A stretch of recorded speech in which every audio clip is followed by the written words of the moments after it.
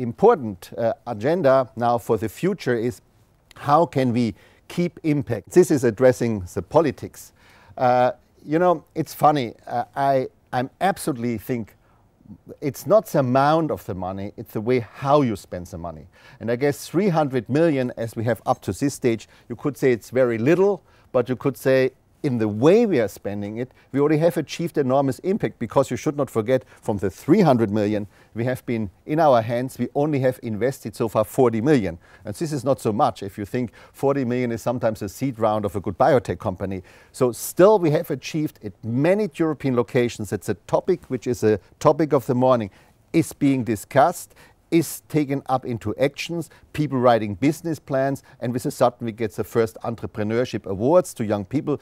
We had, for example, in a field where people said, well, it's maybe too early to go into business, namely climate mitigation, we could see that just in this field, young students from the Technical University of Zurich or from other places, they came up with some first innovative concepts and building up companies. In, for example, combining car pools in cities with a good handy system and saying, okay, this is optimizing using cars and making that they are always optimally, so to say, filled by passengers, an idea which also came out of the ETH in Zurich. Okay.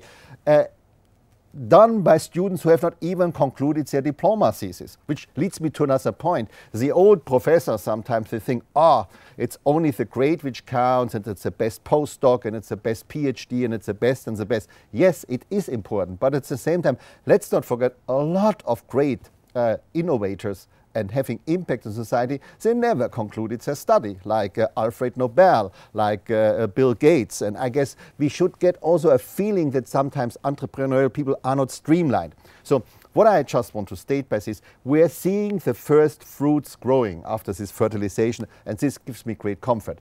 So the forward-looking agenda is, of course, to multiply this impact. And I do believe if Europe has the money to, as a Premier Minister in Great Britain once said, I think to subsidize each cow more than each student, I guess we should spend another 3 to 4 billion and forward looking for the next 7-8 years and building another 7-8 kicks in addition to the first 3 which we have established.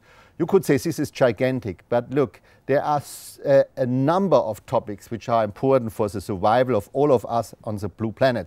And I just have listed to you a couple of the topics we have been proposing to the Commission. They are not yet carved in stone. It's a consulting process, and I think if some people of the Commission would be here, they would, Alex, don't sell this here as a given.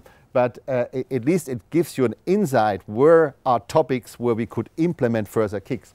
So I guess maybe my selfish attitude of coming from life science, of course we need also kicks in human life and health. But again, don't get me wrong, I don't want to get other centers of excellence like the EMBO laboratory in Heidelberg, where I was serving as a young PhD student, the European Molecular Biology Institute in Heidelberg. We have enough of such centers. We have Cambridge, we have the Karolinska, we have the Institut Pasteur. If I talk kicks in human and life, I like to include hospitals, elderly homes, and maybe there are topics where the innovators also are coming out of the community of people dealing with a problem and not always using the word problem. Problem rather means find a solution. A problem can be something positive. We always like to, there's a problem. You know, I think the most important thing is a problem is a challenge also to deliver and to come up with something which makes a societal life better. So human life and health. It could be, for example, a kick in getting better tools in dealing with, a population like mine becoming older and older. Okay, this is something which could become maybe a future kick. Human learning and learning environments. I guess we have from the kindergarten up to the university still an environment where innovation, creativity is rather extinguished, and I think you have almost, I would say, a kind of a north to south a gradient in having the school systems. The more you go south, still being very top-down and authoritarian, and we really have to teach that even universities have to be concerned that in the kindergarten, I think there is curiosity implemented, and there is also implemented a spirit in the young kids. You can do something with curiosity.